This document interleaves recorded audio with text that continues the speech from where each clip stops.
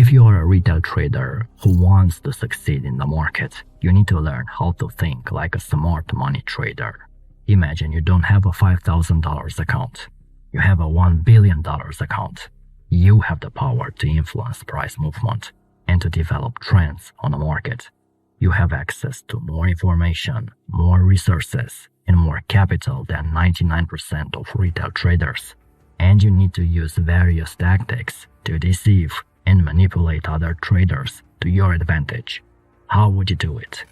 You wouldn't trade like most retail traders. You're in the business of making money, so you need many tactics to create false signals, traps, and illusions in the market.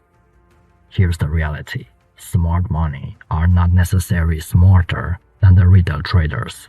They are simply more experienced, disciplined, and strategic. They have a clear understanding of how the market works, how other traders behave, and how they can exploit their emotions and biases. They don't trade based on predictions, opinions, or hopes. They trade based on probabilities, facts, and evidence. Smart money doesn't care about being right or wrong. They care about making money.